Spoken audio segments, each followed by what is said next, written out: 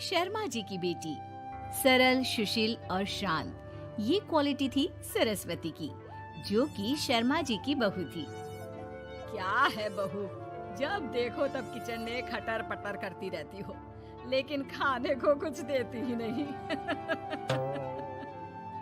कैसी बात कर रही हो पीयूष की अम्मा?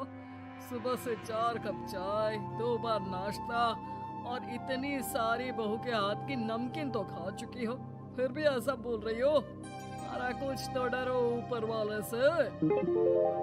तभी वहाँ पीयूष आ जाता है। क्या है सरस्वती, इतनी देर लगती है क्या टिफिन बनाने में? एक काम है घर का तुम्हारे पास, वो भी नहीं कर पाती हो वक्त पर। आपका टिफिन टेबल पर रखा है और नाश्ता भी, बाकी का सामान बेड पर रखा है और अब मैं मंदिर जा रही हूँ। सरस्वती मंदिर चली जाती है। उसके जाने के बाद घर में, यार माँ कैसी गवाह लड़के से शादी करा दिया है। मंदिर, पूजा, किचन और सास ससुर के सिवा इसे कुछ दिखता ही नहीं है कि कैसे खुद को स्मार्ट बनाकर रहना होता है, कैसे लोगों से जुड़ना है, बातें करनी है, ऐश करना है। अरे पैसा बचाओ और कुछ आता ही नहीं इस लड़की को। जो क्वालिटी तू गलत तरीके से बता रहा है ना, दरअसल एक अच्छी गृहिणी की वही सारी अच्छाई होती है बेटा। घर को चलाना, समाज में इज्जत दिलाना और घर वालों का ख्याल रखना, और चाहिए ही क्यों? अरे क्यों नहीं चाहिए कुछ और? लड़की ऐसी होती है कि घर आए तो पूरा घर बदल कर रख दे, सभी को खुश रखे। लेकिन बहू के अंदर तो ये सारी क्वालिटी है ही नहीं। अरे खुश तो उन्हें रखा जाता है जो खुश रहना जानते हैं। तुम लोगों को तो कोई खुश नहीं कर सकता। पिताजी, अब आप ही लोग सोचिए, क्योंकि मैं किसी और से शादी करना चाहता हूँ। आप लोगों को बहू के साथ रहना है या मेरे साथ? क्योंकि मैं अब इसके साथ नहीं रह सकता। मैं बहू को नहीं छोड़ सकता। उसके मरते पिता को मैंने वादा किया था कि मैं उसे बेटी बनाकर रखूंगा। तो ठीक है ना माँ, तैयार कर ले अपना सामान, हम दोनों किसी और घर में रहने चलेंगे तेरी नई बहू के साथ। अरे हाँ बेटा, वही ठीक है, लेकिन मैं तेरे पिता के बिना भी तो नहीं रह सकती। तो मेरे बिना रह सकती हो? ठीक है, मैं अकेले ही चला जाता हूँ। बेटा वहाँ से चला जाता है, लेकिन सास का दिल नहीं लगता। बहू मंदिर से भी हो आती है और फिर, माँ, पिताजी, खाना लग गया है, खा लीजिए। हाँ, तुझे बस आता ही क्या है, खाना बनाना और खाना खिलाना। अरे सुन, मेरे सारे कपड़े पैक कर दे। क्यों माँ जी, कहीं जा रही हैं क्या? हाँ बेटे, ये अपने बेटे के साथ रहने जा रही है, लेकिन घबरा मत, तेरा पिता तेरे साथ है।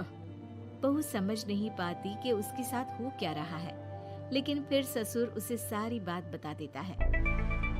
बेटा, ये नई बहू कब आ रही है? मुझसे घर का काम नहीं होता। वैसे भी तेरी पहली निकम्मी बीवी ने मुझे किसी काम का नहीं छोड़ा। माँ वो बस आने ही वाली है, और हाँ माँ, उसके आगे ना थोड़ा स्टैंडर्ड से रहना, क्योंकि वो थोड़े बड़े घर की लड़की है। उसका एक स्वैग है, स्वैग। तभी वहाँ एक बहुत सुंदर सी लंबी सी लड़की आती है। हे पीयूष, भागकर कैब से मेरा सामान ले आओ, और हाँ प्लीज एसी ऑन करके जाना। रीमा, ये मेरी माँ है। तुम चाहती थी ना कि मेरी माँ हम लोगों के साथ रहे। हेलो आंटी जी, हम लोग ना जल्दी शादी कर लेंगे, फिर मेरी जैसी टॉप लड़की आपको अच्छी बोलेगी। एक्साइटेड होंगी ना आप? पर नो इश्यू। पीयूष, सामान ले आओ ना। एंड आंटी, आप पानी ले आइए प्लीज। माँ को तो समझ में ही नहीं आता कि वो क्या करे। वो बहू के लिए पानी लेकर आती है तो उसका पैर पर्दे में फंस जाता है और वो गिर जाती है। ओहो, पूरा पानी गिरा दिया। कांच का ग्लास क्यों छूती है जब हाथ पैर नहीं चलते? कितनी मुश्किल से मैंने और पीयूष ने ये गृहस्थी बनाने की कोशिश की है। अरे पर तो क्या हो गया, एक गिलास ही तो टूटा है। अपने घर में तो रोज एक तोड़ती हूँ, लेकिन मजाल है सरस्वती कुछ कहे। और हाँ, मैं पानी वानी नहीं पिलाने वाली, मुझे ऐसी कोई आदत नहीं है। बहू हो, बहू की तरह रहो, समझी? तभी वहाँ पीयूष आ जाता है, जिसे देख रीमा रोने लगती है। देख लो, अपनी माँ माँ को। कैसी खरी खोटी सुना रही है। और अभी तो मैं आई हूँ, थक गई थी, बस पानी क्या मांग लिया। कह रही है बहू हो, बहू की तरह रहो।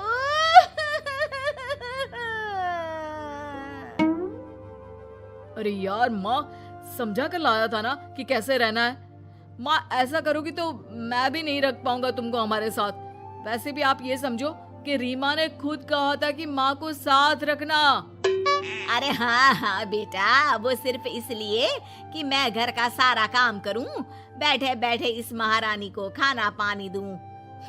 वैसे भी मैं जा रही हूँ, मुझे तो इस लड़की की शक्ल भी अच्छी नहीं लग रही। मेरी सरस्वती के आगे तो ये कुछ भी नहीं है। निकलो निकलो यहाँ से। मैंने सोचा था बिना पैसे का नौकर मिल जाएगा, लेकिन नहीं। कुछ लोगों को आदत होती है फ्री की रोटी खाने की। निकलो यहाँ से। बेहोश, धक के मार कर निकालो इस औरत को यहाँ से। अरे ये कैसी बात बोल रही हो रीमा? ये माँ है मेरी, माना थोड़ी जिद्दी है। अरे वाह बेटा वाह, अभी भी तुझे मेरी ही गलती दिख रही है ना? कोई बात नहीं। माँ वापस घर आ जाती है। बहू, मुझे माफ कर दे बेटा, वो तो शैतान का नानी है। माँ, मैं उनके बारे में कोई बात नहीं करना चाहती। ये मेरा मायका है। अब आप लोग मेरे माता पिता। मैं हमेशा यहीं रहकर आप लोगों की सेवा करूंगी। नहीं नहीं बेटा, हम करेंगे तेरी शादी किसी अच्छे लड़के से। अरे कोई जरूरत नहीं है, मैं देख कर आई हूँ जो हालत है ना पीयूष की, वहाँ नहीं टिकने वाला ज्यादा दिन। ना टिके वो उसकी मर्जी, लेकिन मेरी बेटी इतनी गई गुजरी नहीं है जो उसे कभी भी छोड़ो और कभी भी वापस आ जाओ तो वो तुम्हें अपना ले। अब ज्यादा ही हो रहा है आपका। माना मैंने गलत किया बहू के साथ, लेकिन वो उसका पति है। और फिर कहावत है ना, सुबह का भूला शाम को वापस आ जाए तो उसे भूला नहीं कहते। तभी वहाँ पीयूष आ जाता है। माँ, वो भूला आ गया, मुझे माफ कर दो। सरस्वती के जिस गुण को मैं सही नहीं मानता था, दरअसल जीवन को सही तरीके से जीने के लिए वही गुण होने चाहिए। मुझे माफ कर दो सरस्वती, मैं आज के बाद तुम्हें और पापा को छोड़कर कहीं नहीं जाऊंगा। और मुझे भी बेटा। बेटा जहन्नुम में भी जाए तो उसके साथ रहने को तैयार हो जाए, वही तो माँ होती है। मुझे माफ कर दो माँ।